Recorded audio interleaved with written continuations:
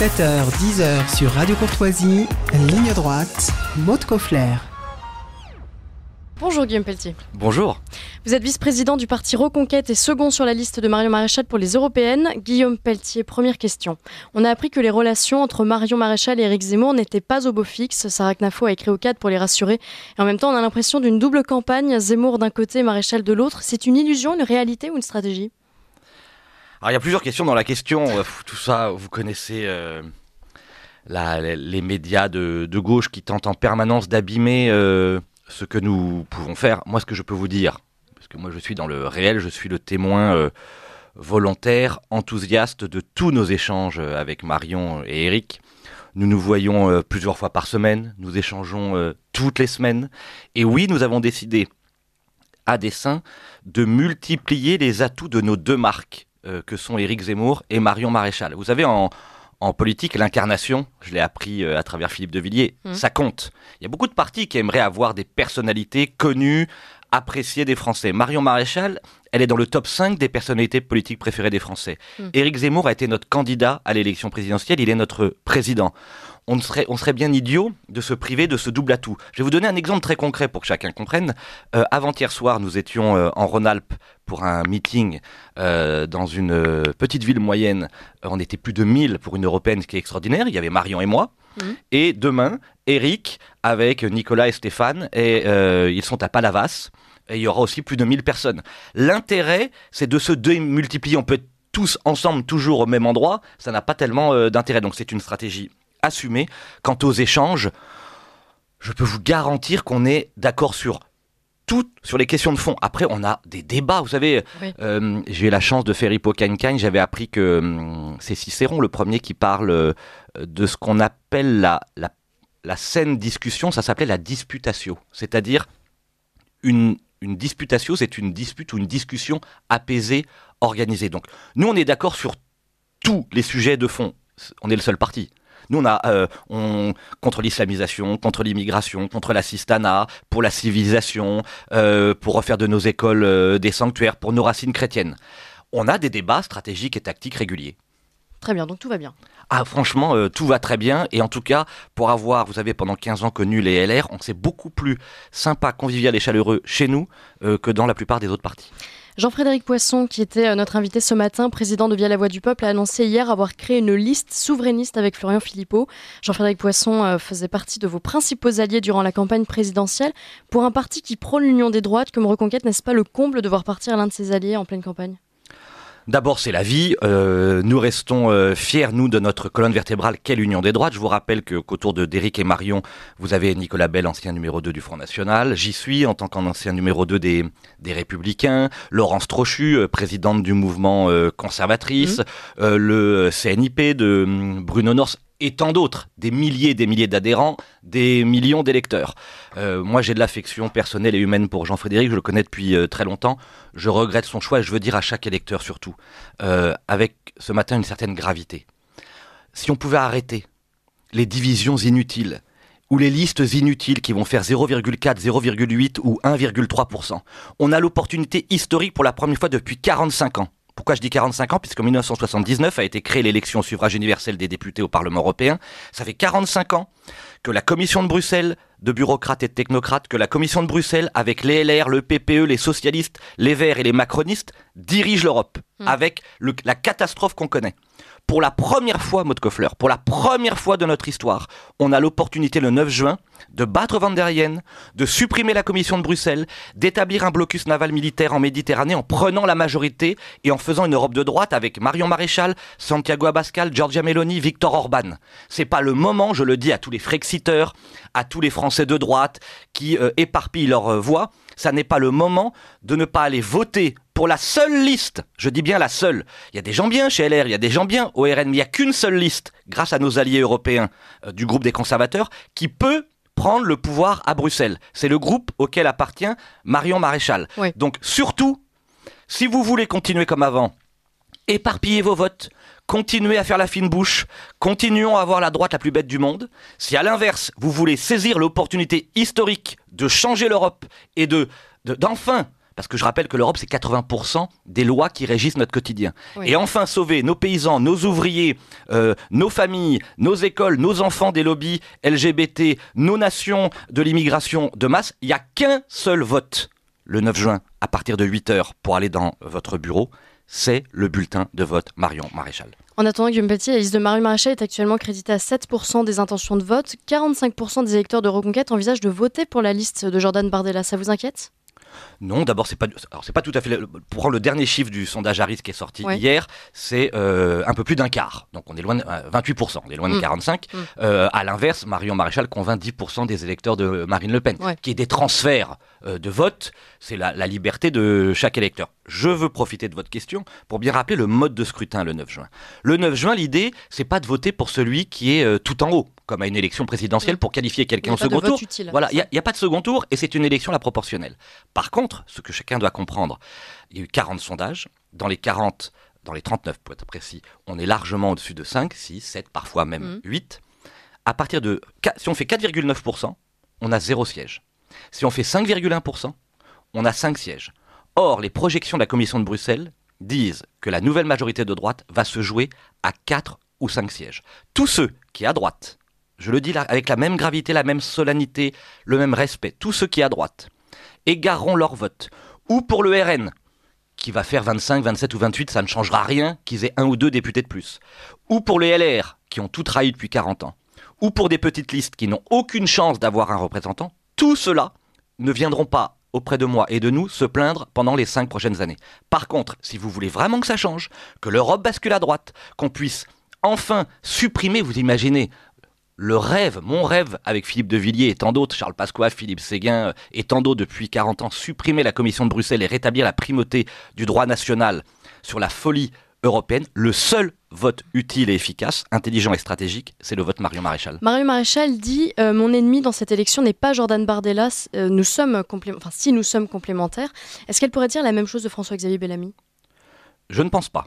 En tout cas, moi, je ne le dis pas. Et je le dis d'autant pas que j'ai été pendant 15 ans chez les Républicains. J'ai essayé de l'intérieur de transformer cette ligne. Pourquoi je vais vous dire ça ? Nous avons bien sûr, c'est notre singularité, des différences.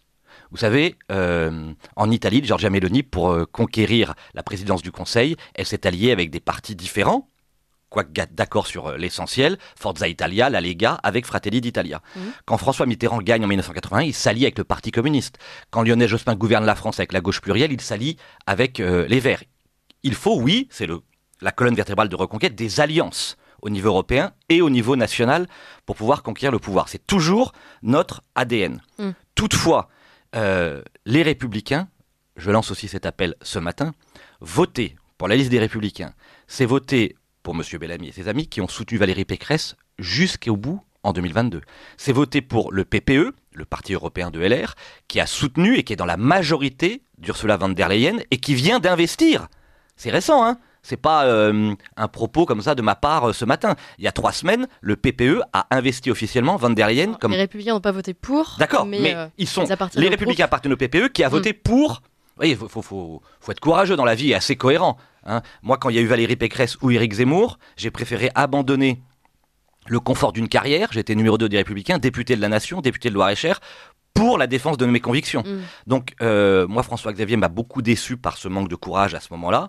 Et je trouve que voter pour une liste qui, à la fois, a soutenu Pécresse, soutient von der Leyen, c'est-à-dire le pacte vert, c'est-à-dire la propagande LGBT, c'est-à-dire la répartition d'immigrants d'une part, et deuxièmement, toutes les ambiguïtés des Républicains sur le territoire national. Je vais vous prendre 2 exemples, que ce soit à Valence avec le maire LR et le soutien et le financement par Laurent Wauquiez d'associations pro-migrants, que ce soit, on l'a appris il y a quelques semaines, le maire LR d'Évreux qui vient d'inaugurer le plus grand supermarché ethnique de France, 100% halal. Donc cette fausse droite qui en permanence est courageuse pendant les campagnes et qui trahit les Français une fois aux responsabilités, ça suffit. Si les électeurs de droite ne veulent plus être ni orphelins ni cocus, il n'y a là encore qu'un seul vote, c'est pour une droite authentique, sincère, forte, fière d'être de droite, qui arrête de se soumettre à la gauche. Et cette droite, c'est Reconquête. Durant cette campagne des Européennes, Marion Maréchal a donné un cap clair. Elle entend défendre la civilisation européenne. D'abord, Guillaume Pelletier, quelle est votre définition de cette civilisation et face à qui faut-il la défendre ? Notre civilisation, alors ça mériterait des heures et des heures. Pour la définir, je reprendrai le mot magnifique de Paul Valéry. La civilisation européenne, c'est cette civilisation qui a été tour à tour hellénisée par les Grecs, romanisée et christianisée. Voilà. C'est ce qui fonde ce que nous sommes depuis plus de 2000 ans. C'est ça la réalité. Et tout ça, aujourd'hui, tout ce que nos pères ont aimé avant nous, tout ce qui a été édifié avant nous, tout ce qui fait que nos modes de vie, notre façon de nous comporter, nous en soyons fiers aujourd'hui, tout ce qui a été conquis par la sueur et le sang, tout ça aujourd'hui est menacé.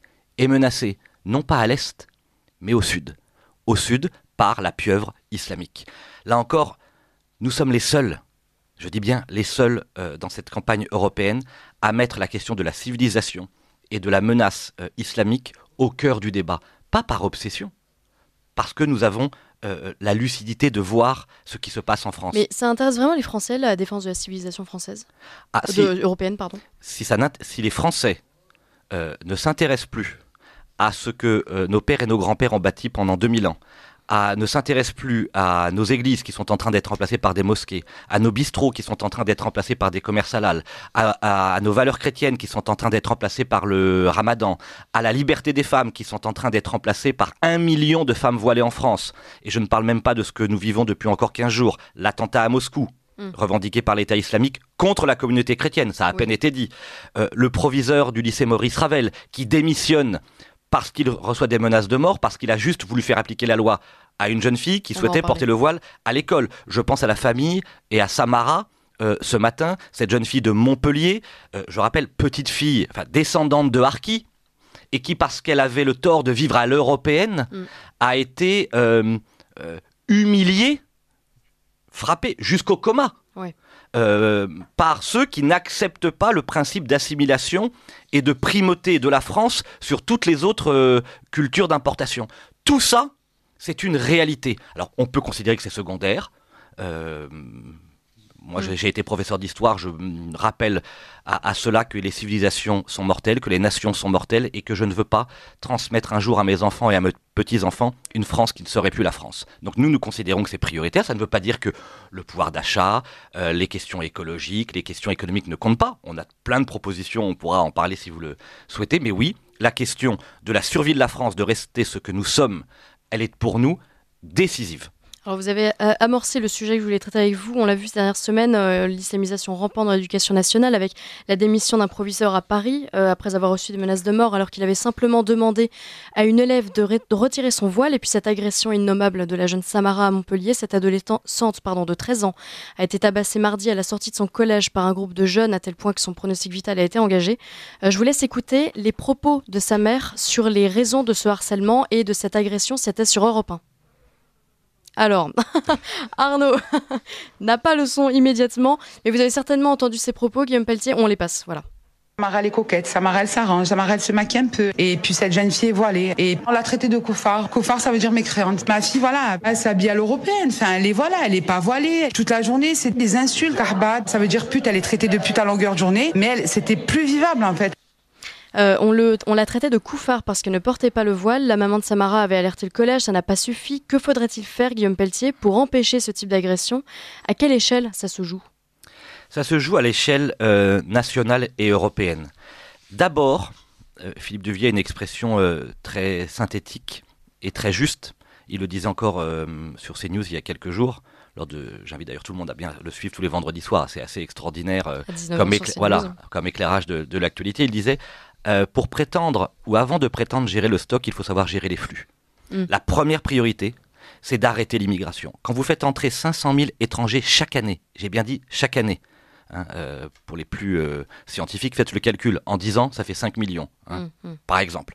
Tant que vous ferez rentrer de l'immigration d'origine musulmane à ce point, nous n'y arriverons pas. La première des priorités avec Marion Maréchal et Éric Zemmour, avec nos alliés européens, nous avons signé cet accord, c'est la création d'un blocus militaire naval en Méditerranée pour empêcher que les filières de passeurs et que les migrants d'Afrique arrivent en Europe. Une sorte de triple frontière. Frontière nationale, oui. Frontière européenne, oui. Blocus, frontière maritime, blocus militaire naval. Première des priorités. Deuxième des priorités, la remigration. ça n'est pas un gros mot, c'est un principe de civilisation pour n'importe quel peuple que de décider qui a le droit de rester ou de ne pas rester sur le territoire national. Nous ferons au fond ce qu'a fait Barack Obama, le prix Nobel de la paix aux États-Unis, qui a expulsé en 8 ans de ses 2 mandats 2 500 000 étrangers des États-Unis. Nous les expulserons de France et d'Europe, c'est-à-dire les fichiers S, les délinquants et les criminels étrangers, les clandestins et les chômeurs en fin de droit. Quant aux autres, nous entreprendrons le plus grand plan de francisation que la France n'a jamais connu. Refaire de chaque jeune Français des Français amoureux de la France, à travers une laïcité amoureuse, c'est-à-dire la liberté religieuse, la liberté pour chacun de pratiquer sa foi comme il l'entend, mais avec cette conviction que les racines chrétiennes sont premières dans notre pays, avec cette conviction que les Gaulois sont nos ancêtres communs, et comme nous le disons régulièrement, là encore avec Philippe, eh bien que Chateaubriand est notre cousin, que Jeanne d'Arc est notre grande sœur, que Malraux est notre barde, refaire le roman national, redonner la France à aimer, et ne plus jamais tolérer la moindre atteinte à ce que, je le répète, nos pères et nos grands-pères nous ont transmis. C'est très simple. Tous ceux qui, en France, rêvent de vivre à l'algérienne ou à la saoudienne, qu'ils repartent en Algérie ou en Arabie saoudite. Tous ceux qui rêvent d'épouser ce que nous sommes et dont nous sommes aujourd'hui les héritiers sont les bienvenus, à la condition que cet acte d'amour, que cet acte d'assimilation soit total, sincère et complet. Lutter contre le communautarisme islamique, rendre aux Français la fierté d'être Français, vous ne vous dites jamais que c'est peine perdue au regard des chiffres de l'immigration, de l'abandon des valeurs chrétiennes. Ça rejoint d'ailleurs ce que dit Philippe de Villiers. Si on n'offre pas à nos enfants nos gloires, nos drames, nos larmes, nos passions, nos trésors, ils se tourneront vers d'autres gloires, d'autres grandeurs, d'autres passions, d'autres drames. C'est ce qui se passe aujourd'hui en France. Alors je sais bien que le politique n'a pas le droit de désespérer, encore moins lorsqu'il est en campagne, mais objectivement, Guillaume Pelletier, qu'est-ce qui vous fait encore croire que ce combat vaut la peine d'être mené ?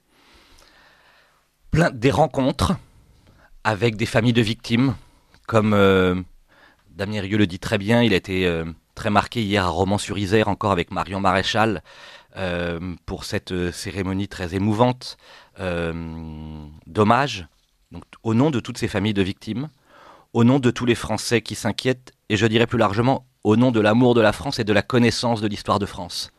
Vous savez, aucun déclin n'est jamais inéluctable et le soleil se lève toujours demain. Et dans les moments les plus désespérés de l'histoire de France, je pense à Clovis, quand le conquérant se fait conquérir par sa conquête, alors que tout semble perdu, et qui va rétablir l'unité française. Je pense à Blanche de Castille et à Saint-Louis, tout petit, depuis la tour de Montlhéry, quand la France est submergée par les Sarrasins, et le petit Louis IX va devenir le grand Saint-Louis. Je pense à Louis XIV qui fuit le Louvre pour rejoindre Saint-Germain. Quand les grands du royaume veulent mettre à terre la monarchie, il deviendra quelques mois après le roi soleil et le soleil levant, et non plus le soleil couchant et offusqué. Je pense à Honoré d'Estienne d'Orz, un soir de 1940, qui refuse la soumission aux nazis. Je pense à tous ceux qui ont cru dans les ténèbres que la France était la fille aînée de l'Église et qu'elle était une nation éternelle. Eh bien, à nous de nous battre, de ne jamais baisser les bras, de ne jamais croire que c'est perdu, puisqu'il y a, je pense, dans la France, une forme d'histoire sacrée, spirituelle, quasi métaphysique, qui fait que si un petit groupe d'hommes et de femmes sont suffisamment lucides et courageux, alors la France peut se relever et se redresser. Guillaume Pelletier, le projet de loi d'orientation agricole a été présenté ce mercredi en Conseil des ministres. Il est bâti autour de la notion de souveraineté alimentaire. L'agriculture, la pêche, l'aquaculture sont d'intérêt général majeur, indique le texte. Mais certains spécialistes et éditorialistes le qualifient de placebo. C'est un projet de loi qui répond à une tendance, à une crise ponctuelle, ou un projet de loi nécessaire selon vous ? C'est nul. Voilà, j'ai été parlementaire, j'ai lu, c'est de la com, c'est du marketing, et ça part d'un principe totalement erroné. Ils pensent tous au pouvoir que la crise agricole est une crise structurelle, c'est une crise existentielle et civilisationnelle, qui est le produit d'une élite politique qui considère, à rebours de toutes les évidences, là encore c'est le professeur d'histoire-géographie qui parle, qui oublie que la première des souverainetés, c'est la souveraineté alimentaire, la capacité à être indépendant. On a fait n'importe quoi, on s'est soumis aux ayatollahs de l'écologie, on a imposé des normes totalement absurde. Je le dis, moi je suis encore élu, conseiller départemental de Chambord, dans une terre et une région la plus rurale et la plus agricole de France. Et donc nous, ce que nous proposons, c'est des choses très concrètes. D'abord, c'est de refonder la politique agricole commune, non plus sur les primes, mais sur ce principe de souveraineté. Deuxièmement, de limiter au maximum les importations qui, je rappelle, constituent plus de 50% des émissions de gaz à effet de serre pour la France et pour l'Europe. Comment ? En produisant, en libérant les énergies sur notre territoire, et enfin, en garantissant des prix dignes. Et il y a une mesure extraordinaire que l'Europe et Paris refusent par idéologie. Je l'ai moi expérimenté dans ma région, et nous proposons de l'étendre à toute la France. C'est le principe de préférence locale et nationale pour tous les marchés publics des écoles, des collèges, des lycées, des hôpitaux, des maisons de retraite. Je vous donne un seul exemple pour bien comprendre. Dans ma région Centre-Val de Loire, c'est 52 millions de repas servis chaque année dans écoles, collèges, lycées, hôpitaux, maisons de retraite. Si on garantissait à tous nos agriculteurs de la région ce débouché automatique, que les déjeuners, les petits déjeuners, les dîners sont approvisionnés par tous nos produits locaux, c'est une garantie sur le temps long d'un revenu certain, premièrement. Deuxièmement, plus d'importation, donc plus de problèmes de normes fiscaux ou de problématiques environnementales. Et donc c'est une mesure radicale, profondément moderne, très concrète, que Bruxelles aujourd'hui interdit par une directive et que Paris, à travers M. Macron, soumis à Bruxelles, refuse d'appliquer. Guillaume Pelletier, autre crise majeure qui concerne l'Union européenne et la France en particulier, les différents conflits russo-ukrainiens, israélo-palestiniens. Et cette actualité a replacé la France en face de ses responsabilités en matière de diplomatie et en matière forcément de défense, avec les déclarations intempestives du président de la République. Et l'on s'est aperçu que l'armée française était, pour la faire courte, devenue une armée pauvre. Guillaume Pelletier, la souveraineté de la France passe aussi par sa capacité à se défendre elle-même. Faut-il réarmer la France ? Faut-il sortir aussi de cette dépendance à certaines instances de l'Union européenne en matière de défense nationale ? La souveraineté alimentaire, la souveraineté militaire sont les deux piliers de la grandeur d'un peuple et d'une nation. Ça dure depuis les Grecs. Donc tous ceux qui pensent le contraire, j'aimerais qu'ils me présentent leur modèle. Nous sommes de ce côté-là, bien entendu, et je vais vous donner quelques exemples, ou en tout cas là encore revenir dans le fil historique. Vous savez, il y a deux grandes personnalités dans l'histoire de France qui ont imaginé cette diplomatie à la française que vous évoquiez, c'est-à-dire la France, puissance d'équilibre et de contrepoids contre toutes les hégémonies du monde. Il s'appelait le cardinal Mazarin et il s'appelait Charles de Gaulle. Les deux qui ont à chaque fois, c'était le traité de Westphalie pour Mazarin, c'était toute cette dimension vis-à-vis de l'Europe ou de l'hégémonie américaine pour le général de Gaulle. La France ne réussira jamais en confiant à d'autres sa propre souveraineté. Ça va du siège au Conseil de sécurité des Nations Unies à notre souveraineté de défense et militaire. Et donc nous n'accepterons jamais d'abîmer ce principe d'indépendance absolue. Et on le voit d'ailleurs sur la question ukrainienne, quand j'entends tous ces va-t-en-guerre qui disent oui, il suffit d'aller envoyer des troupes au sol. Oui, mais enfin, on est capable de tenir une guerre, disent tous les experts, de 3 à 7 jours en France. Tout ça est ridicule. Ce que nous souhaitons sur la question russo-ukrainienne, nous, c'est très simple, c'est la victoire de la paix. C'est de tout faire pour remettre les parties autour de la table, imposer un cessez-le-feu, après une guerre qui a déjà coûté la vie à 500 000 civils et militaires.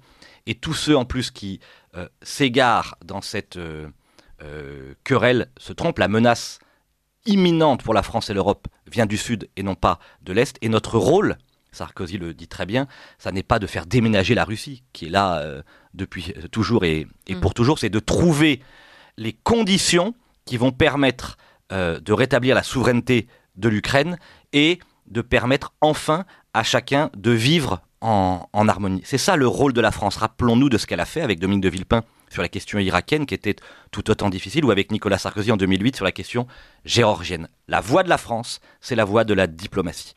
Guillaume Pelletier, il nous reste 3 petites minutes. François Mitterrand a dit la chose suivante en 1977, je crois. Quand l'Europe ouvre la bouche, c'est pour bâiller. Vous pourriez lui emprunter cette phrase aujourd'hui ? Oui, c'est pour bâiller, ça c'était sans doute très vrai dans les années 70, et aujourd'hui j'ajouterais ou pour faire n'importe quoi, ou dire n'importe quoi, parce que il n'y a pas simplement le bâillement d'une entité qui regarde avec lenteur et déconnexion le réel. Depuis 1977, la gravité, c'est que les instances européennes ont pris le pas sur la souveraineté des nations. Et nous je le redis avec beaucoup d'enthousiasme, ne vous abstenez pas le 9 juin. Voilà, les élections européennes, ce n'est pas une élection secondaire. Elle est même, sans doute, celle-ci encore plus importante que n'importe quelle élection municipale ou présidentielle. C'est la première fois l'opportunité de changer l'Europe de l'intérieur, de prendre le pouvoir à Bruxelles, de supprimer la Commission de Bruxelles, d'imposer des dirigeants qui supprimeront les financements pour toutes les organisations islamistes, qui supprimeront tous les financements pour les lobbies LGBT, qui vont rétablir les contrôles aux frontières et créer ce blocus militaire naval, qui vont mettre fin au pacte vert, cette folie qui tue nos agriculteurs, qui vont rétablir l'idéal de protectionnisme, c'est-à-dire d'une entité commerciale continentale qui protège ses intérêts vitaux face à la Chine ou face aux Américains. Donc si vous ne voulez plus devenir, Marion l'a très bien dit, une colonie économique de la Chine, numérique des États-Unis, migratoire et démographique de l'Afrique ou culturelle de l'islamisme, alors la seule manière de mettre fin à cette colonisation de notre continent, c'est de créer le sursaut, c'est de créer les conditions d'une rupture radicale. Et cette rupture, elle est à portée de main. Ça va se jouer à quelques voix et à quelques sièges. Si Reconquête franchit les 5%, c'est 5 ou 6 élus qui vont aller faire basculer l'Europe et prendre le pouvoir à Bruxelles. Et ça n'est pas rien. Très rapidement, Guillaume Pelletier, une dernière question. En 2004, je crois, vous dirigez la campagne des Européennes de Philippe de Villiers. Vos convictions vis-à-vis de l'Europe ont-elles changé depuis ? En rien, vous savez, ma conscience civique, elle est née en 1992 avec Philippe de Villiers, Charles Pasqua et Philippe Séguin. Bon, j'avais 14-15 ans, donc je n'ai pas pu voter, mais j'aurais voté non en 92. J'ai dirigé la campagne de Philippe de Villiers au nom des souverainistes, et j'appelle tous les souverainistes à nous rejoindre. Moi, je suis le garant, en tant que villiériste historique, de cet attachement à la souveraineté. En 2005, on a été fiers, avec Philippe, de faire basculer la France et d'imposer le non à la Constitution européenne. Mais je le dis, on en parle souvent d'ailleurs avec Philippe, pour la première fois, on a cette opportunité qu'on n'a jamais eue en 45 ans. Même Philippe en 94, 99 ou 2004 ou 2009, lorsqu'il remporte les élections européennes, il dit tout le temps « je n'avais pas d'alliés dans les autres nations ». Aujourd'hui, il y a Viktor Orban, il y a Abascal, il y a Tchega, il y a les Suédois, il y a les Finlandais, il y a les Autrichiens. Tout ça est en train de changer. Ne soyons pas, nous la France, nous les Français, les responsables de l'échec de cette contre-révolution culturelle, européenne, identitaire, économique qui est à portée de nos mains dans un peu plus de 60 jours. Merci beaucoup Guillaume Pelletier. Je rappelle que vous êtes vice-président du Parti Reconquête et second sur la liste de Marion Maréchal aux élections européennes. À bientôt sur notre antenne. À très bientôt.